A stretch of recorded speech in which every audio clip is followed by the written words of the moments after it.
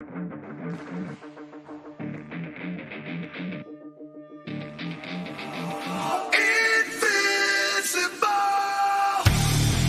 that just put him over the edge? I'm not too sure. I don't think they did well. He's a bully. I'm just so sick and tired. I'm hanging on a wire, a foot over the fire, and it's burning. I can feel it inside. Done with the same cliche. Done with the day after day. There's got to be a way. Now is the time to break the tie. I'll live, I'll die for what is wrong and what is right. I'll take the pain for all the ones without a name. To be invincible, we'll be invincible. They still have a lot of holes to fill.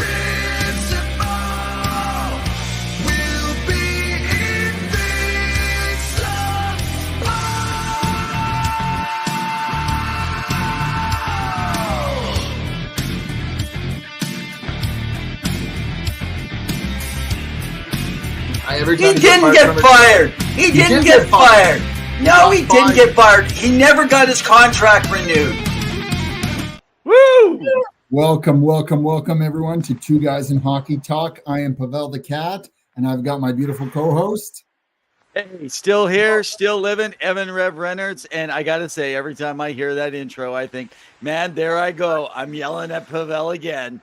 Hey, Key, what's up, man? What's up? Hey, guys, welcome everyone to our Wednesday night show every week, 7 p.m. You can catch us live on Facebook, on YouTube, on X, which you guys also, some of you know as Twitter. You also can catch us on Twitch. Hey, Lost Trucker, calling in from California. Great to see you tonight. So we're waiting in on our host. We'll talk about that in just a minute. The host may be a little bit later. Let's just say they have some responsibilities to the family, so we're not sure the exact timing of tonight, but we do tentatively have Michael Devellano scheduled for tonight, guys. Michael Devellano is the head scout for the Everett Silvertips of the WHL. Also works with the Detroit Red Wings in scouting from them. Not sure the exact connection, but we can ask those questions. And Pucks and Dreams, I believe that it is. Or, yeah, Pucks and Dreams. Okay, Michael, so if you caught that early part, that I think I got it right. So we're looking forward to having a lot of junior discussion, but we also have a whole bunch of discussion that we actually want to do today, also around some NHL topics. So before we go any further, Pawel, cheers, man. Cheers, good sir. Cheers to you guys. Thanks, guys, for jumping in. Well, Pawel, why don't you tell us your week and then get us started? For sure. Well, it's been a crazy busy week. It's been lots going on personally, just getting through the day. But you know, I always look forward to this every Wednesday. Make sure you guys follow us. We are here every Wednesdays. Go check out our website at twoguysinhockeytalk.com. We are on Facebook, on YouTube. We love hearing from you guys. So lots of news in the hockey world. The first one, I'd like to reach out and send out our condolences to the Chris Simon family for losing Chris Simon at the age of 52. A great player of the game, a beast, a fighter, Evan, and now we've lost another great legend of the game. And he had a great career playing for some really good teams. You know, he was a 25th overall pick in the 1990 draft. Ended up going to the Quebec Nordiques. Played for Calgary amongst some other teams. He was a heart and soul kind of guy. He did a lot of great things, and we'll definitely miss him. And we wish our best to the family. Anything you want to add to Chris Simon, and maybe what you got to watch when you got to see him play? Yeah, you know, one of the things, because I did get that chance when you talked about the Quebec Nordique. So some of those bench brawls, guess who was involved in some of those bench brawls? Now, I'm not talking the heads on the fist fighting, because I know right now there's a lot of talk around the concussion situation, the CTE and stuff like that. Tonight's show, we're not going to really get too far into that unless Pawel does have a rant or something. I think I think we've all been there and we've done that as far as having those discussions. The bottom line is it's sad. And I would like to talk a little bit about fighting in honor of the Simon situation, not whether it's right or wrong, but I've heard some different stories. So if we get a chance tonight, depending how our night goes, I like to come back to that and talk a little bit later. But yeah, he was great to watch back. You know what I loved about Chris? He was feisty. I mean, he was feisty on the ice, and he was good enough to get to those corners and to lay the body check. I mean, he could lay guys out with checks, right? Or even some good open ice hits. So, 100%. Again, condolences to all family and friends of Chris Simon. Now, there's no way to easily transition to this, but we did also want to honor Wayne Simmonds, who also retired from the game of hockey. He will be retiring as a Philadelphia Flyer. His most recent stint was in Toronto. Another kind of grinder, battler, would fight, would put pucks in the nets. I think he ends up finishing with a little over 1,000 games, 263 goals and assists. So a perfect even number. Oh, that's beautiful on the resume. And I see a big future for him, whether it's with the Flyers organization or maybe Toronto or one of the other clubs he played for. But he was a battler, and I like what he did. I liked his game style. I kind of wanted him back in the day. Jamie Basco, you guys go follow him on Twitter/X. He would probably have some good stories about Wayne Simmonds. But your thoughts on his career coming to an end here? Yeah, I think that, it was great. Briere did a great job letting him retire as a Flyer. That is where he most loved his career. I know Toronto was happy to be able to have him for a while, but it was just at that stage where his career was no longer what it once was. The thing with big guys is a lot of people think because they're big that they can last a lot longer, but their body also takes a tougher toll. That's not easy when you're hitting. You're in collision all the time. But Wayne Simmonds was great. I remember I used to enjoy watching him play. He was one of the reasons that I actually like watching some of the Flyers games. I'm not sure if Key was a big lover of Wayne Simmonds or what her feelings were. She's happy. She's happy he retired as a Flyer. So okay, good. To that. Yeah, I mean that was a pretty good thing. Now the other person, and again, it's been tough. It's been a heavy kind of week for hockey. But Konstantin Koltsov also passed away, potentially apparent suicide at the age of 42. Pittsburgh Penguins player, played in the Winter Olympics for the Team Belarus. Again, tough loss, heavy. Your thoughts? I never got a chance to see Konstantin play, but your thoughts maybe about his game? Yeah, Koltsov was a decent player, had a good, well-rounded game. I didn't get to watch as much back then because it wasn't as readily available to when you lived in Western Canada in following. So when he was with the Penguins, but definitely he was loved in the game, and it's really sad to, when you hear news like this, it's like, what do you say? Like, what do you say other than, your love goes out to everyone that knew him. Again, very, very hard to transition from that, but we're hoping to get into some positives. So exactly. We've had the GM meetings in the last weekend here over a few days. All the GMs coming together in Florida where it's sunny and warm. And of course, how could you not enjoy yourself? But of course, in the room, a lot of happenings, a lot of things going on, some rumblings about what's been going on, including, Evan, some proposed new rules in the NHL that's been going on. Talking a little bit about,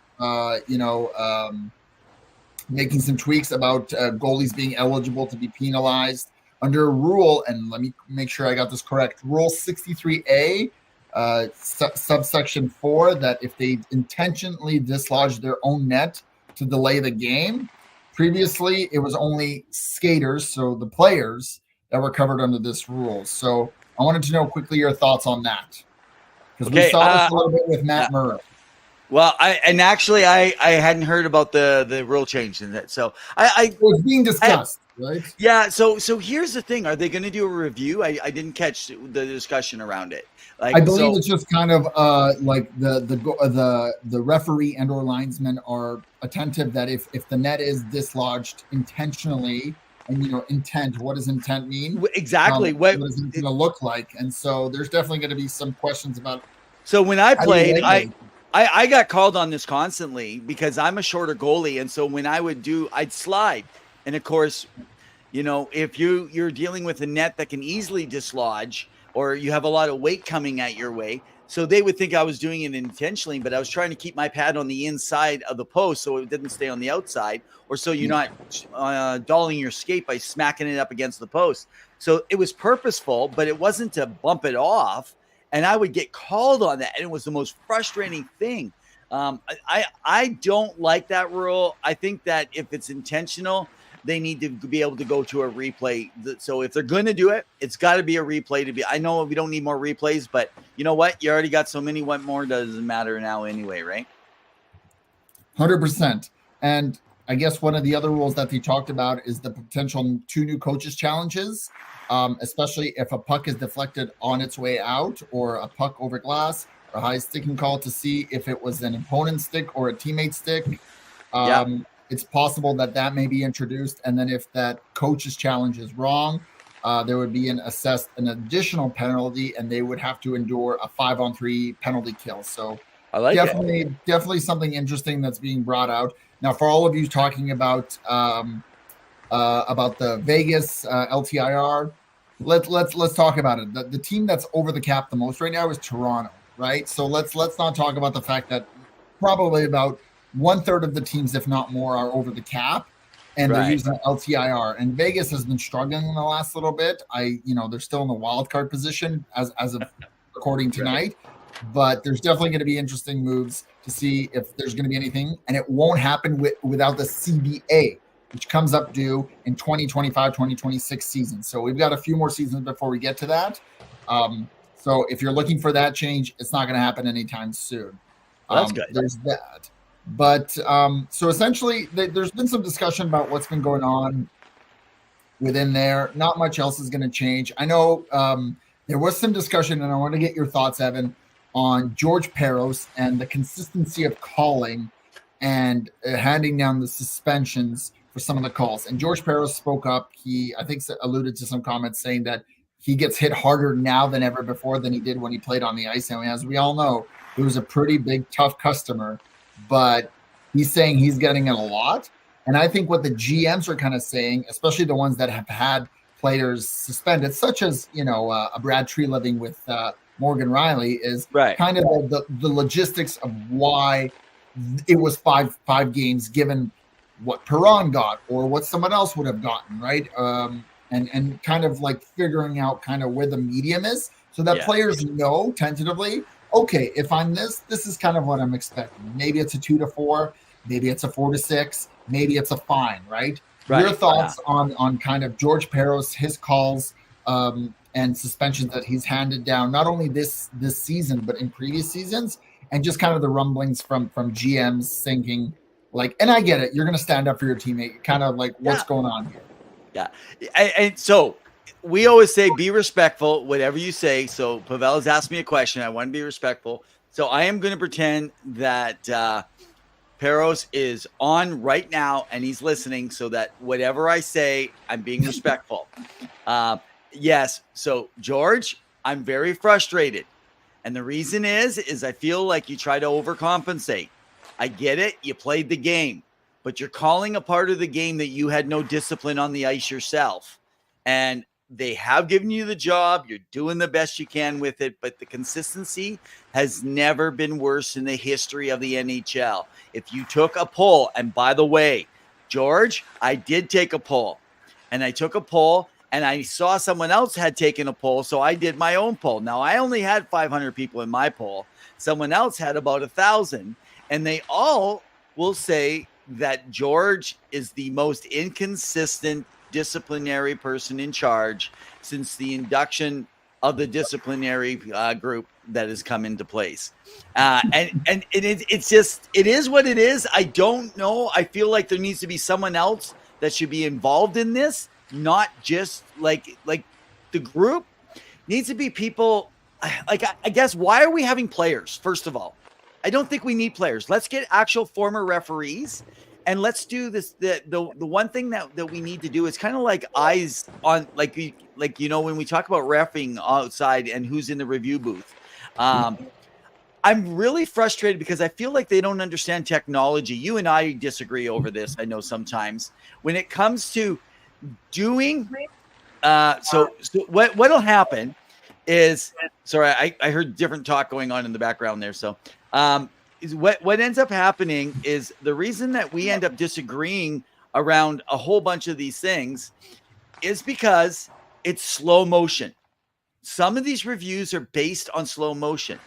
I think every review should never be allowed to look at with slow motion. I think if you call it what you call it, do it without a slow motion call. And then it would be a lot more fair. But that's the only way I can see doing this. I don't know. I don't have an answer, Pavel, because I feel like Brandon. So if we remember Shanahan, when he was actually in charge, he at least put together videos, if you recall. And the videos I appreciate. And what I liked about the video is even if I disagreed, I saw his perspective. Yeah. It's all about perspective, right? So, George, go talk to Shanahan, find out how we put that together, find yourself an editing team, and take those plays and let us all see, let the fans see. This is fun for us to actually banter about this. Let us be a part and let us watch those plays, and then we can make our judgments and be wrong because we don't make a difference. Obviously, you do. Anyway, George.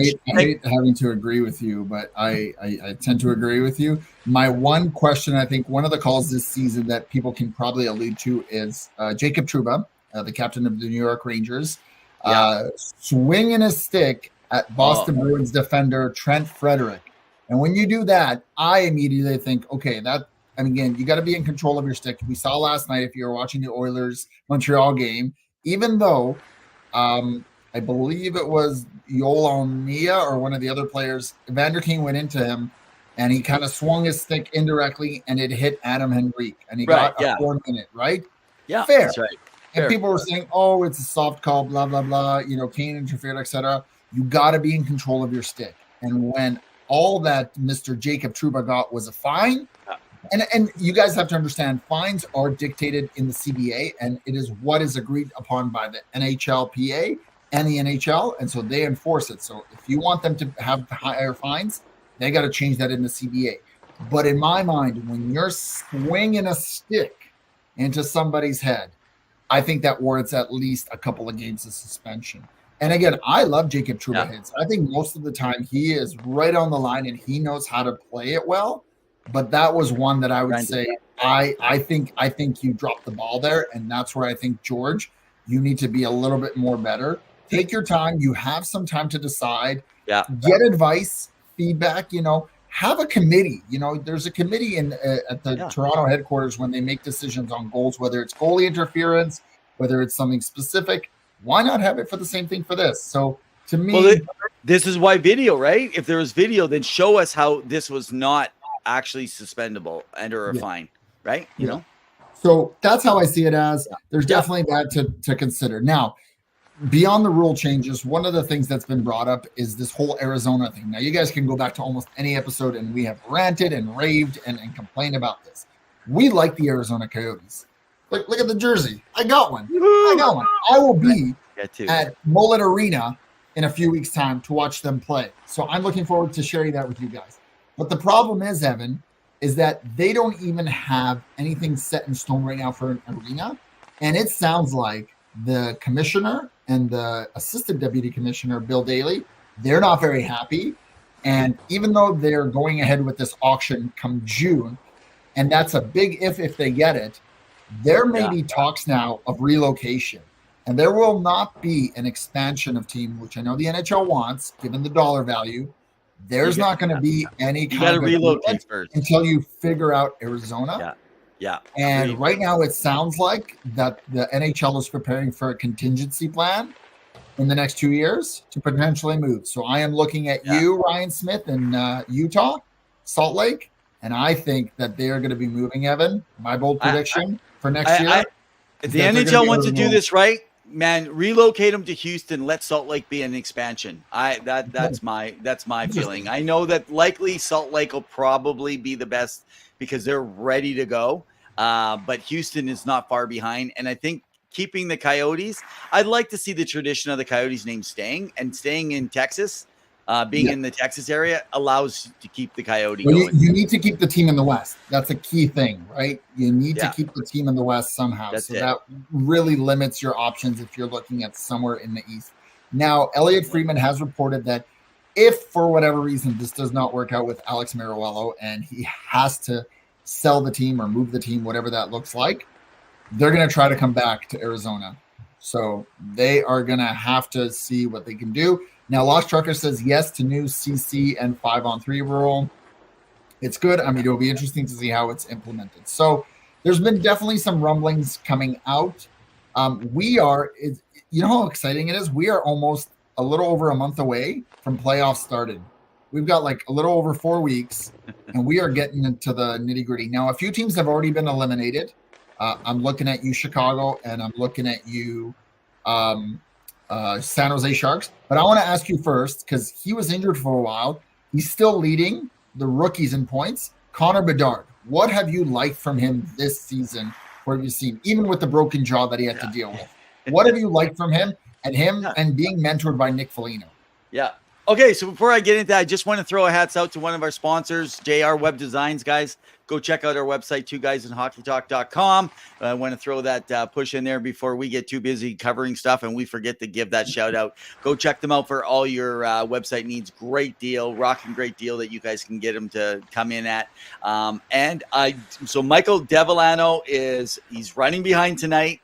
He is the head scout for the Everett Silvertips of the WHL. We're hoping to get him on. He does a whole bunch of work, loves podcasts. He loves doing work on Pucks and Dreams. And unfortunately, I'm not sure what we're going to be at. Michael's working his way to get on. However, it could be late. It might be 1:45 before he can even get onto the show. So if he's not probably back, we might end up not being able to get him onto this show, but we'll rebook him for sure, probably for April 3rd if he can get on. Worst case scenario. So, but okay. So come back. What was the question? No. Yeah. What was the question?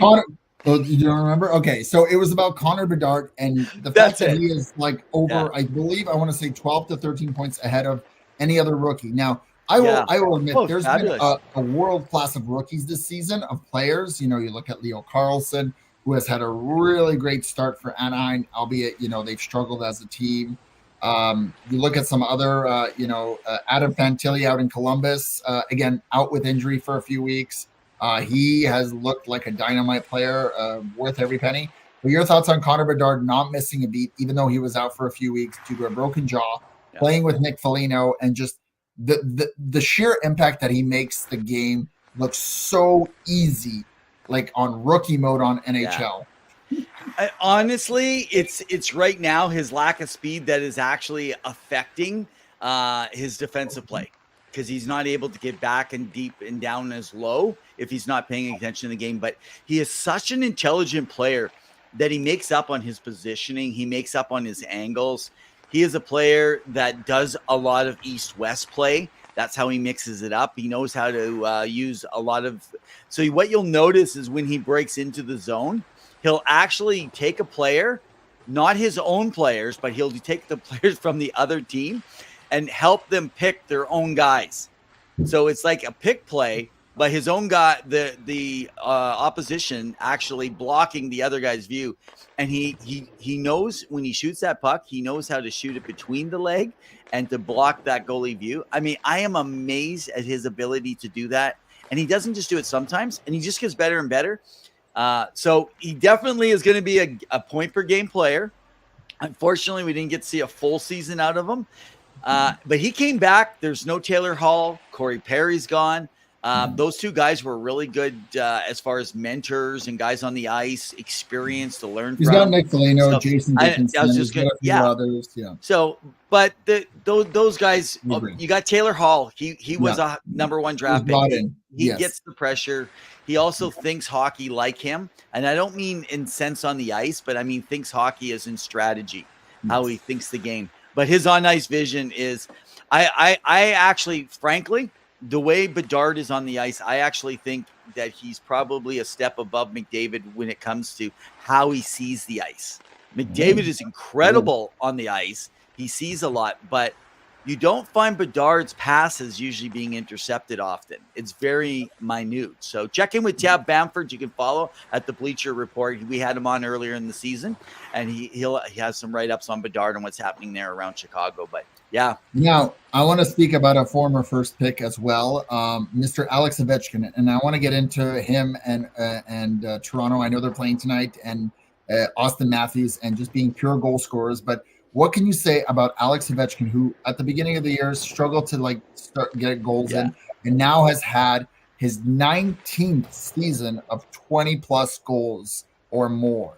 That's an incredible feature for a team that is still in the hunt for a playoffs. Right. Seemed to be on life support just a month or two ago. And talk about Spencer Carberry, who was a power play assistant coach specialist for Toronto, and has come over and really motivated that group. And I'll be honest with you, that team looks a little slower than usual. They're not the slowest, but they are a little older and slower. Your thoughts on Washington, on Alexander Ovechkin, his feature, and then we'll get into him comparing himself to Mr. Austin Matthews. Yeah. So interesting. Carberry, who Brian Lawton, if you follow any of Brian Lawton's stuff, he was just recently on a show and he was talking a little bit about his connection to Carberry and what he was like. Also, Kobe over on the Daily Show with Frank Saravelli, he was talking a little bit about him too. Carberry is a really good coach. I didn't know a lot about him actually previously, and so I was a little surprised, but I get it. He's very much a tactical guy, in calling the game. But yeah, the age has been an issue. But hey, good on Ovechkin coming back, and it's like he's got a chip on his shoulder, and he wants to prove people wrong that felt like he's not going to break this record. And what do you think he ends up with in the last 15, 20, 18 games? I think he'll get up to 30. 31, 32 goals, maybe up to 35, but he seems to be scoring. He's moved up, so I guess he's moved up, switched with John Carlson, who usually plays the quarterback on that power play, on that first QPP. He's playing the top. And he's kind of moved back, and he's kind of moved away from his left-hand spot and kind of moved to the right-hand spot a little bit, which, of course, with the amount of goals that he scored in his history in that spot for quite a few years, the fact that he's moved around and they've tinkered a little bit with that position. Yeah, there we go. There's my little faux pas for the evening, my Freudian slip. That it's really opened things up.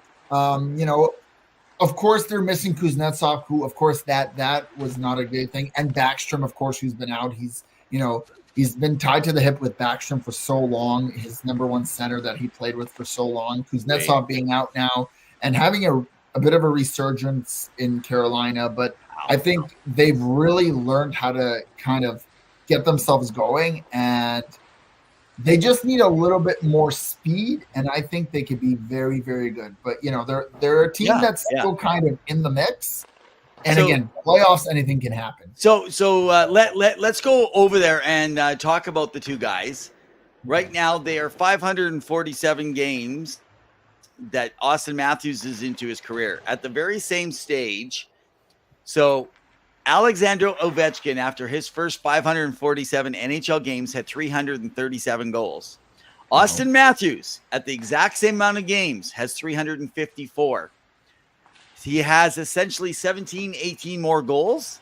However, he does have 51 points less. So Ovechkin gets the assists too.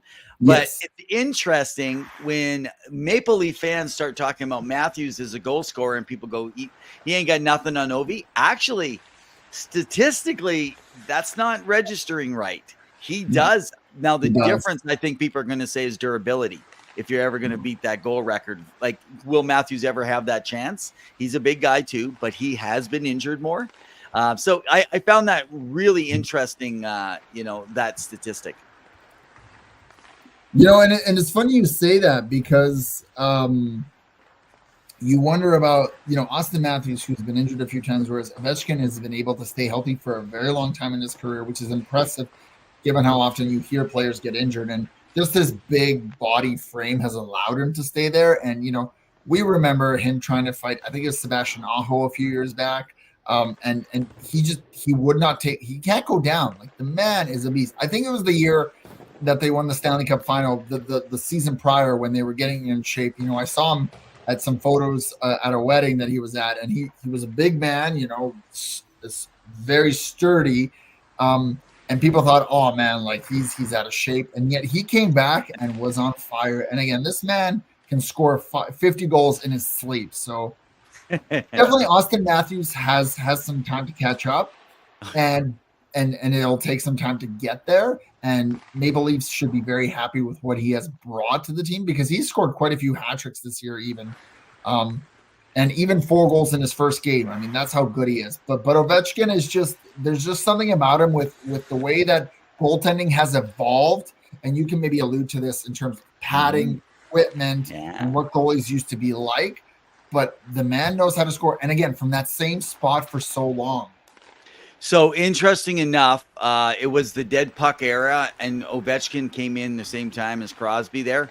And that's when they started opening up the game, calling more. But what I do find interesting is Ovechkin is very consistent for scoring, whereas you just brought it up. Now, let me take the other end. If you're a Maple Leafs fan, not all the time are you finding Matthews scoring. He can go 3-4 games without 5 games without scoring a goal, and he'll score in patches.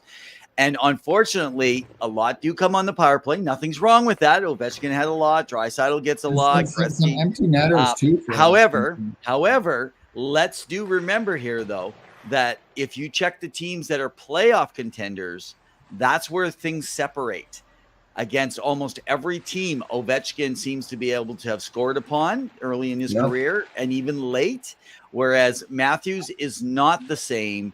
The more difficult shutdown defensive teams, Matthews isn't breaking through with. So that needs to be considered. I don't know the stats on it. If you guys got some stats, you go ahead and prove us wrong. But so what's Last Trucker say? Take into account how low scoring was back then. So, but let's remember, Ovechkin came in right after, same time as Crosby, and that's when scoring was actually opened up. They opened up the game. They started calling everything. They went to they removed the 2-line pass. They changed everything at that time because it was after the lockout with it. So awesome. Yeah. Well, I know, and we'll get back to some more NHL stuff because there's a lot, but I know you like to talk all things hockey beyond the NHL. So we're going to get into some things around the rink.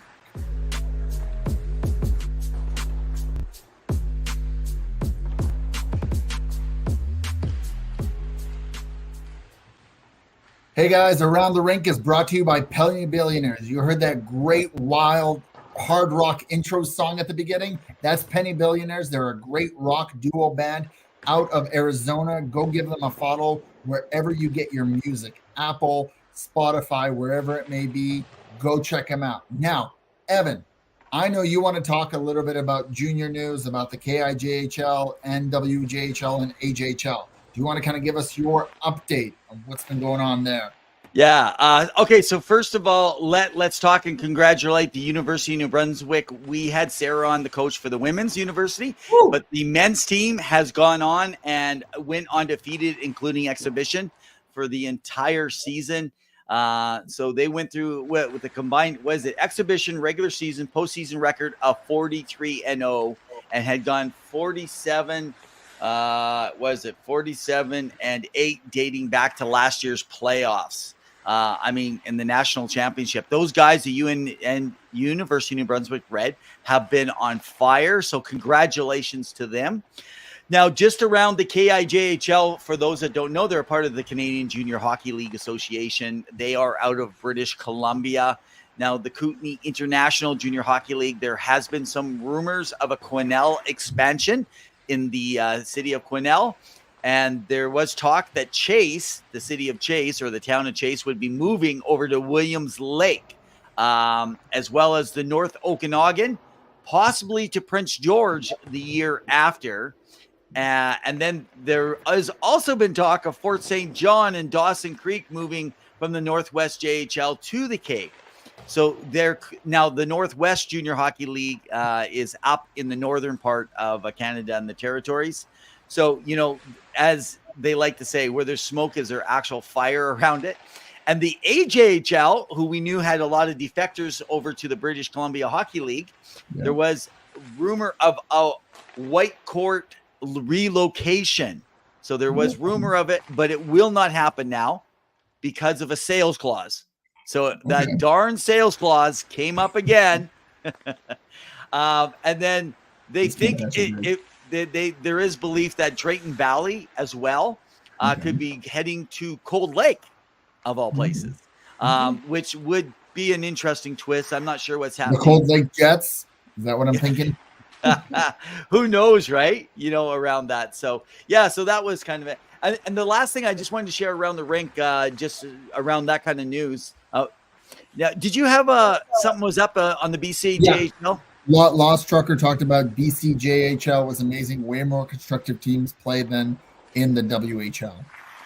Okay, so now Lost Trucker, are you referring to the BCHL or the British Columbia? Is it the JHL you're referring to? I'll have to clarify when she writes back. Yeah, so if you can write back there, are you referring to the BCHL or the BC? Because it used to be called the Junior Hockey League, or are you referring to the KI?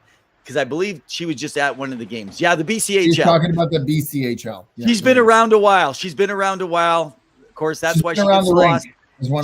She's been around the rink, and that's why she's lost, because she's been taking that same route too many times. Just joking, Lost Trucker. So anyway, hey, so a little tip news. I'm not putting this into my Revs top 15. I've given you those ones, guys, but just Macklin Celebrini. I have him ranked number 1. There's no change, and there will be no change. He will be the number 1 overall ranked player. I can't see anybody not having him at the opportunity right now. So, yeah, well, maybe in the next couple of weeks, we'll start talking around the possibilities of the teams that are most likely to get Macklin Celebrini. But in 2024, he is the first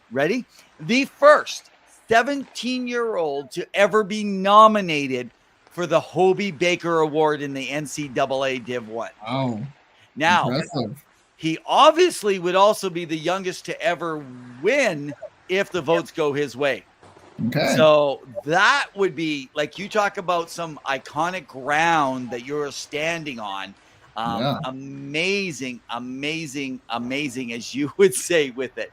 But I think a lot of people are feeling like there could be fatigue right now because of Bedard.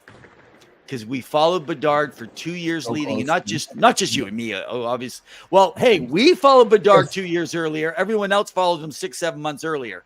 They got on the hype train after we announced it. This is why you have to tune into Two Guys in Hockey Talks every Wednesday. But I think they were just tired of all the hype, right? And they got tired, and so Macklin Celebrini's not getting the hype that he probably is due.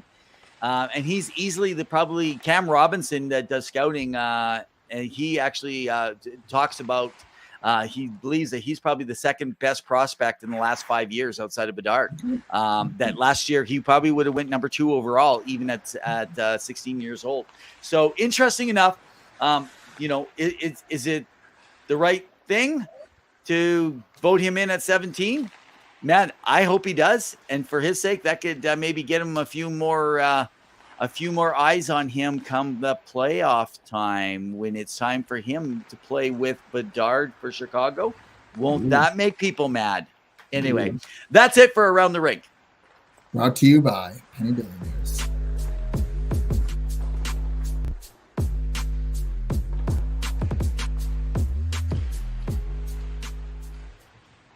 There's always things going on around the rink, but we want to get back to the NHL. And I know Lost Trucker's talking about that Austin Matthews, I believe, career won't get past 17 years, which is a bold and interesting take because it's tough to say because with the conditioning that a lot of players have today, and Evan, you can correct me if I'm wrong, some players can last a very long time, but it depends on the type of game they play. I see Austin Matthews as playing a very long time, but I could be wrong.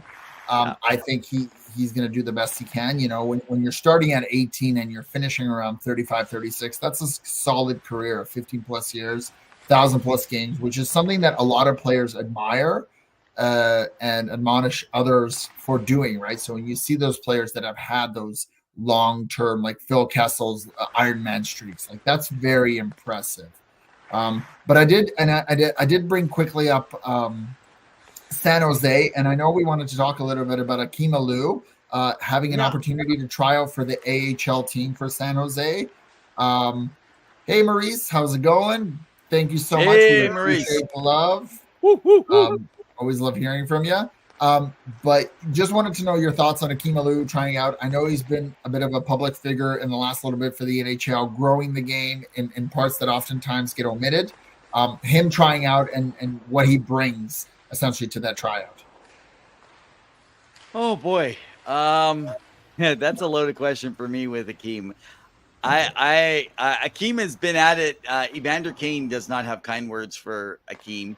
Akeem, I don't think likes Evander, and some of you guys don't like either or one of them. Is this a rant? No, this is not.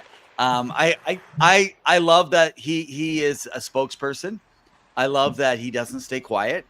I think he's very good at supporting diversity, true diversity. He likes to bring the focus back, but I do feel like it comes across, okay, as if he wants to be in the limelight. He wants to have a voice. That's my only concern. It just has a feel that I don't like to it. And coming back at this stage, you've been out for 2 years, the chance that you're ever going to play. But if Akeem is just back and he just wants to be a professional, play AHL, but is he really going to be able to play for the Sharks? That to me is probably a sign that maybe they just need some guys to plug holes. I think they do. They've gotten rid of a lot over the trade deadline. But there's a lot of players. He's going to be taking money away from young guys' pockets, and he's been around the show. Well, they have the cap space right now, but yeah. I can see your. But that doesn't help someone's job that you just took away because you have a name, right? I think that they just want a name, and I believe that Greer is connected to Akeem a little bit with some of the work that they do for the NHL. So, but hey, if he gets it, good for him. Yeah, all the power to him. And Lost Trucker talks about Coyote news sucks that the land is further away from everyone than Glendale was. Shows how the propaganda works. Again, we've gone into this ad nauseum. I don't want to keep beating a dead horse. Like it is what it is.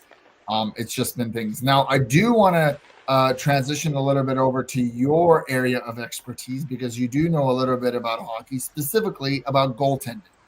And I know that you've been wanting to highlight Jonathan Quick, who recently re-signed a 1-year contract with the New York Rangers and has really revitalized his career with them. Especially, this is the team that he grew up idolizing and playing for. Now, granted, he had his long stint with the LA Kings and he has his 2 cup rings. But what has he brought to the New York Rangers, Evan? And what are your thoughts on him potentially becoming one of the best, if not the best, if you can have that argument of the best U.S.-born goalie of all time? And that's saying something given the competition that's in that plethora of players. Your thoughts? Wow, isn't it interesting? This guy is 38 years old. He's only 6'1". And if you see how he plays that butterfly goalie position so well, I always wonder, how do pucks not go up high on him? He has probably one of the best glove hands that I've ever saw. And literally his lateral movement from left to right, going east to west, is phenomenal. I don't even know how he can get to those places. He is probably one of the best and quickest butterfly goalies with fantastic athleticism. Just because of his ability to read the play and possess those powerful pushes. Now, he's one of those guys that can push off the side and not actually knock the net off, though. So good on him. But if you think about it, when did his career, I believe it was back like 2007 is when he began starting to play his first year. So a first full season would have been 2008, I believe. So like he's right there with Sidney Crosby, essentially, right? When you're talking about it. And interesting part for him is his career. I believe he's like over 750 some odd games now or something along those lines. And he's sitting like over a 910, like maybe even up to as high as a 912, somewhere in there as a save percentage his entire career. It's not like his win-loss record because he played on a lot of bad LA teams. But 17 years, he's gonna easily get over probably 820, 850 games in an NHL career playing. Yeah, the 2 more games, he's going to be the winningest U.S.-born goalie to ever play the game. And in the playoffs, he has almost 100 games played. So he's setting at 92 and 2.31 goals against. Now, that's not just on him, but a 921 save in the – no wonder he's a Stanley Cup champion. Even the years they lost, he still was fabulous. So 100%. Now, good on him. Good on him. We've acknowledged how incredible. Go ahead. Yeah. Could you imagine if Jersey actually would have paid some attention maybe and tried to see what they could do and let go of someone early instead of holding on? Well, they've had a good run so far with Jake Allen, but I mean, it's been a fall for grace. And that was one prediction that I had. And we'll have to go back in a few weeks' time, our predictions of what it was going to happen this season. Granted, there's a few predictions for the playoffs that I made, but also in general, I thought it was going to be Dallas versus New Jersey. And so far, Dallas can still make an impact, but New Jersey, they've fallen from grace. And if only they had gotten better goaltending, it could have been impressive. Now, you talk a little bit about on Twitter /X, so you guys can follow Evan at REV UC Saros and what possibly could have been if the Nashville Predators could have traded for Mr. UC Saros for something. Now, I know that they were down in the dumps. They are now 10-0-2 in the last little bit, ever since that U2 Bowl scandal where the team, or I guess upper management, Barry Trotz, Andrew Burnett said, no, you guys and the staff are not going to the show. And they've really pulled up their bootstraps and really made an impact. And they're a team that I would not want to face in the playoffs right now because they are lightning in a bottle. I don't want to say St. Louis 2019, but they are getting close with what they're doing. And a lot of it has to do with Mr. UC Saros. Your thoughts on his play recently and why they did the smart thing and not trade him away. Yeah, so he's a hybrid, by the way. Not a lot of people recognize that. He's a shorter goalie also. I've never heard that in my life before. Every broadcast I watch with the Nashville game, did you know he's under 6 feet? Yeah. Did you know?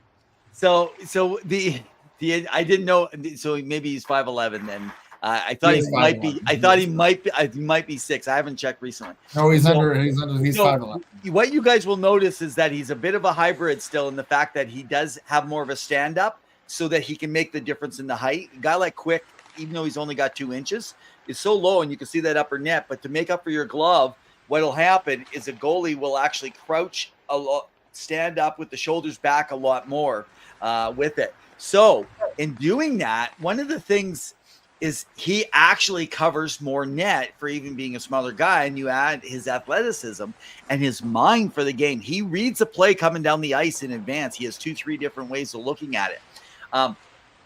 They're on a great run. I can't imagine if they had kept Matthias Ekholm, what they would be sitting at, because they really got, at this point, nothing is working out from that trade. That was a total win by the Oilers on that one. They have a prospect that is potentially good in another couple years. I thought that was a great deal for Edmonton.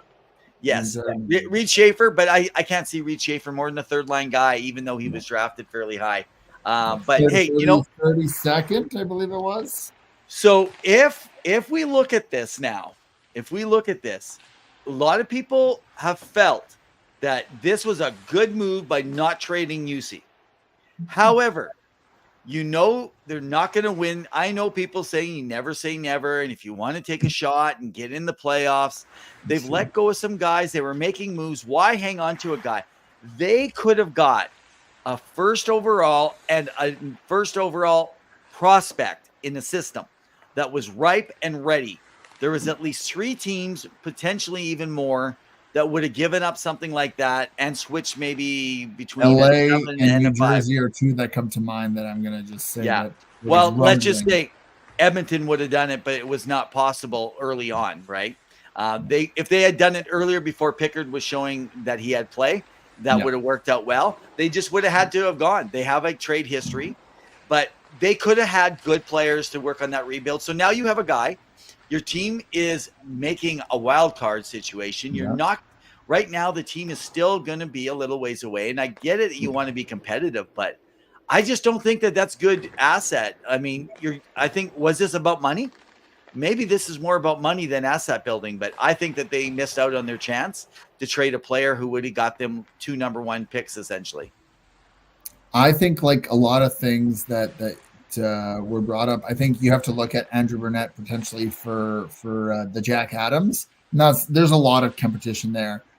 That's been a big talking point, and I'll get your thoughts on Andrew Burnett as a head coach. But also, Lost Trucker talks about Roman for Norris again for the Norris Trophy. Since Thanksgiving, he has more points than Hughes and Makar and defensive juggernaut. I agree. I think Roman Yossi is being overlooked often, and I think he brings a lot to that team beyond leadership as is expected as the captain. Your thoughts on Andrew Burnett and Roman Yossi? Well, and isn't that true, eh? Roman actually a couple of years ago there should have, in my opinion, actually been the Norris Trophy winner. He did win it once before, so.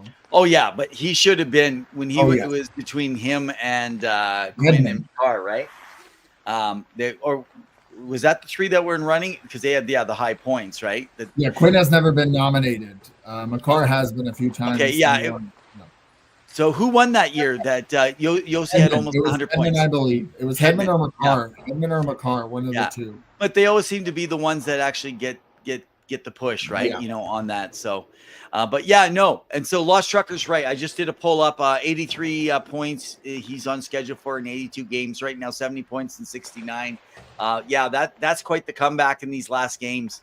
You got to give it to Roman. I mean, and Roman is sitting, I believe, at 33 years old. I mean, so he's got a lot of game in him for a guy. He's only. So get this, 6'2". He's only 6'2" and 201 pounds. It's not like he's this massive guy, but he knows how to play massive on the ice because he feels like a big Shea Weber when he's out there, but he can move. That's just okay. And he's sleek and he gets a lot. He gets 2 points just like that each night. He can really play. Yeah, Lost Trucker just saying it was the Adam Fox here that he lost out on. That's right, Adam Fox. Good call. Good call.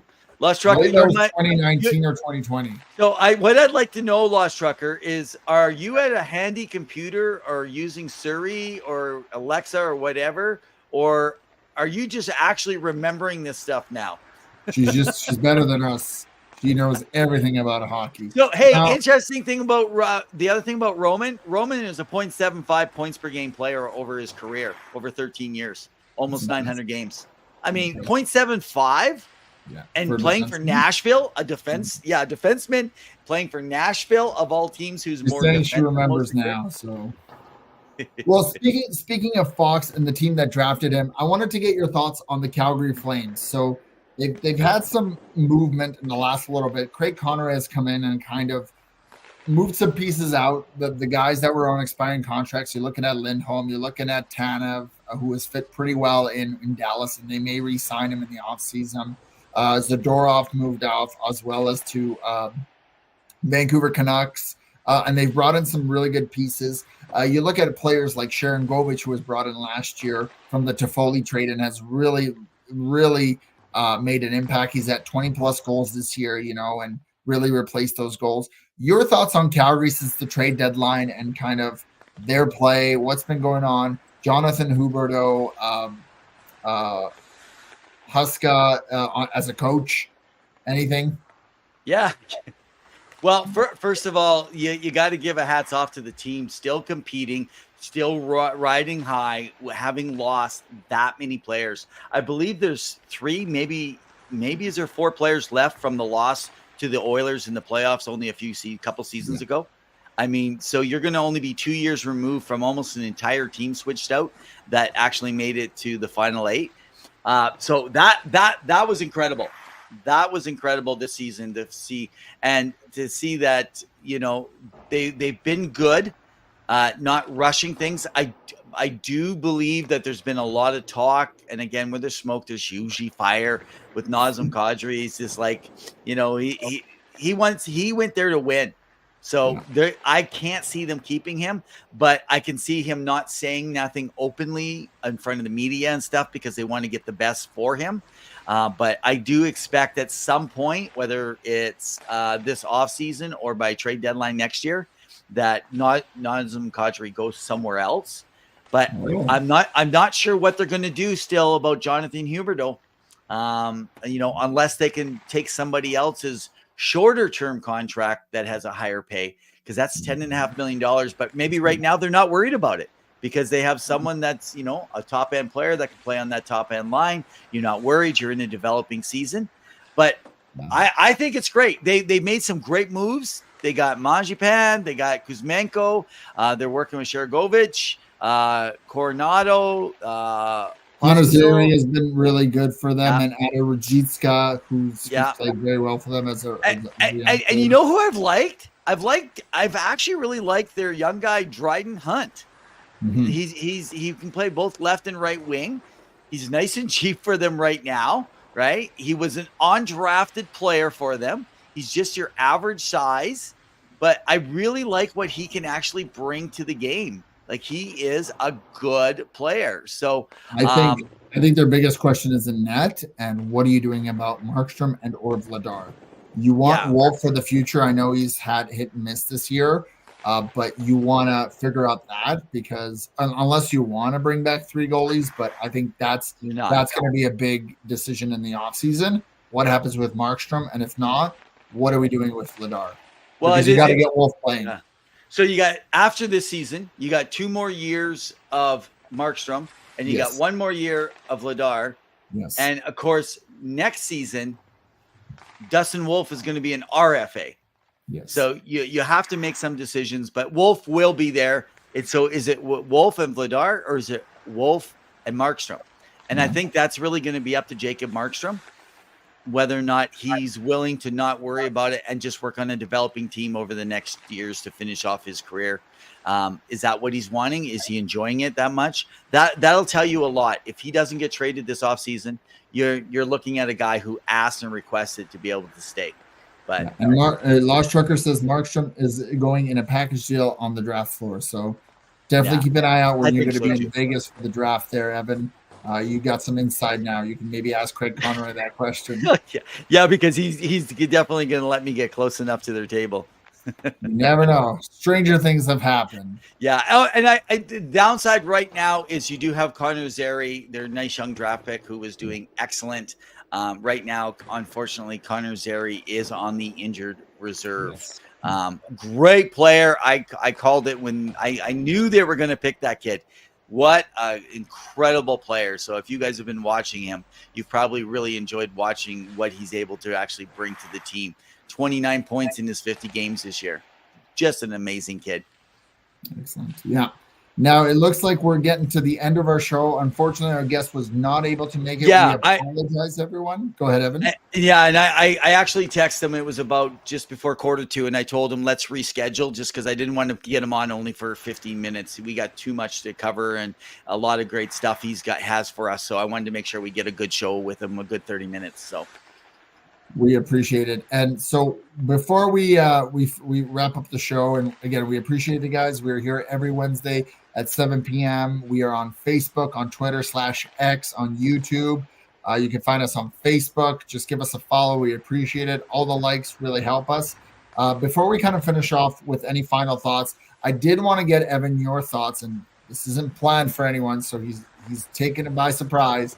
Is your thoughts on Seattle, the Kraken, and their season so far? And what do they do moving forward in order to be competitive and potentially make the playoffs next year? Because they're still kind of in the hunt, but we know that there's kind of some, they're kind of in the mix, like Calgary, but it doesn't look like they'll be able to make it. Yeah, well, and that's the question. How much are they going to be willing to spend this summer when it comes to bringing in the other players, right? They're going to have about $10 million in cap space. Is approximately. Like currently right now they got 10. I haven't checked to see kind of what they're looking at.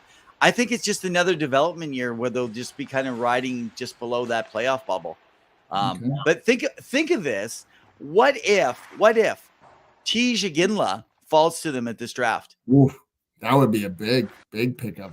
Yeah, what's interesting is I could see again, like going anywhere between 8 and 15, depending on, because there's always like 3 teams like Detroit and others that kind of go right off. It's like they're looking in Europe and other places a lot, right? But it is interesting. I think they want to mentor some of these guys and bring them in. And next year, I think it's going to be a do or die for Shane Wright to see what's going to happen actually on Third that. year, potentially third year. Well, Yeah. technically he's second, but yeah. Now I do want to shift because you did bring him up, and this has been kind of a point of talk in the last few weeks here. What is going on with the Detroit Red Wings? They were riding high. They started the season very well.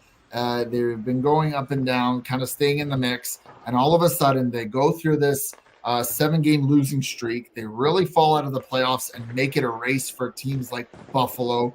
Teams like, even though I know they may not make it, Pittsburgh, the New York Islanders, New Jersey, kind of fighting it out. But what do you make of it, especially since there was some scraps with, I believe it was Lucas Raymond and one of the defensemen in practice? I mean, it happens all the time. Your thoughts on Detroit and what they can do, because some people still believe in the Shanahan plan. Some people are questioning it.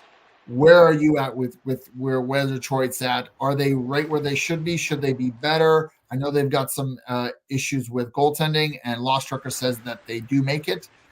I don't know. I'm a little hesitant, but your thoughts? Yeah, hey, look for the Islanders. You guys are sleeping on the Islanders, maybe sneaking in there too. Man, it's good. I think it's going to come down to the last 2-3 games. It Excellent. definitely. But I wonder if there's going to be some movement on the trade floor as well with Detroit Red Wings, because they brought some guys in. I think they wanted a playoff push. They wanted to get a few dollars. They wanted to get some experience for some of those guys, with it. But I feel like something has slipped in the last, I don't know, month and a half. Dylan Larkin, he's out. No. I'm just talking about their play. Play. So when you watch their play, is it one of those things? Because usually when a star player goes out like that, it's your chance now to jump in and step up. And I'm not seeing that, and that's a little bit in the concern. And I feel like they played a little bit more conservative, maybe because of it. I'm not sure exactly, but I do think that they got a plan. I do hope that they actually make it, just because I think it's going to be fun to see Detroit in the playoffs. It always is. And to watch all those, I want to see the Octopussy. I want to see the Detroit Octopus. Man, that's always a sight to be seen. And by the way, if you guys never saw the Detroit versus Edmonton in 2006, you got to go back and watch, because the games, they were throwing octopus on the ice in Detroit, and the next thing you know, they're throwing beef on the ice in Edmonton. It was hilarious. Yeah, people were so mad about that. I'm just like, okay, you're okay with octopus on the ice, but you're not okay with beef on the ice. It's just like, now in the end, we probably shouldn't throw anything on the ice unless you hate your team. And nowadays they throw jerseys on the ice. So I think Boston played Buffalo recently, and there was a fur coat thrown or a bear outfit. Yes, I saw that on the hat trick with Pasternak. Yeah. It was like a hat. A bear kind of like thing. And it looks like Ovi and Matthews are both trying for hat tricks tonight. I think that could be the game. I'm not sure. I'll have to tune in after and watch the highlights. Good for them. But we're going to be finishing up here, so we appreciate it. Thank you again, everyone, for tuning in wherever you are in the world, or if you are tuning in later on in the week. We appreciate it. Remember to give us a like, a follow, subscribe. You can follow me at hockey_2 on Twitter/X. You can follow Evan at Rev and Ev. You can go to our YouTube page. You can go to our website where we have weekly updates and or articles about things going on around the rink and around the world of hockey. We love hearing from you guys. It's always been a pleasure. Thank you again so much for tuning in tonight. It's been a ring-a-ding-dangy. Evan, any final thoughts before we take it out with our famous quote? I'd say keep tuned this week, because right now all those playoff races that we've been watching consistently out there, you want to keep seeing what's going to happen. Right now there is some incredible stuff when you're watching some of these games and seeing what is this going to happen, where's it going to move, and you see the swings up and you see the swings down. So But anyway, and next week, Josh Anselmo, he covers the Leafs and the CHL and the draft rankings for Inside the Rink. He will be with us next week. He loves tweeting. So go ahead and give him a follow at, I believe he goes by ITR_ Anselmo. I don't actually have it there. I'll put it in our listings on our Facebook page for you. But definitely check it out. Be here next week for that. And we hope on April 3rd, if I can convince Michael Devellano to be able to be back with us, I know he'll want to reschedule and stuff like that. So sorry, Michael, we couldn't make it work here tonight. I appreciate you trying to give it an honest shot.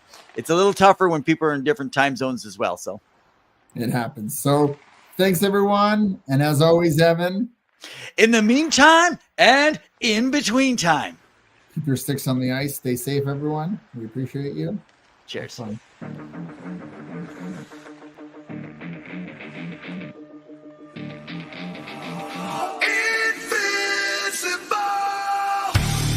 Could that just put him over the edge? I'm not too sure. I don't think they did well.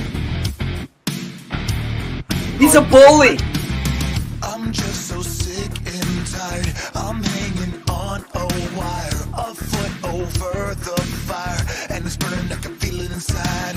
Done with the same cliche, done with the day after day. There's got to be a way. Now is the time to break the tide. I'll live, I'll die for what is wrong and what is right. I'll take the pain for all the ones without a name. To be invincible, we'll be invincible.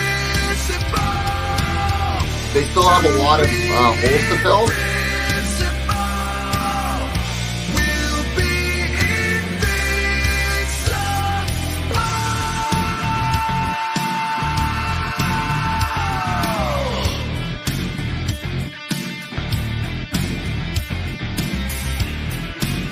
Every He time didn't get fired. He didn't get fired.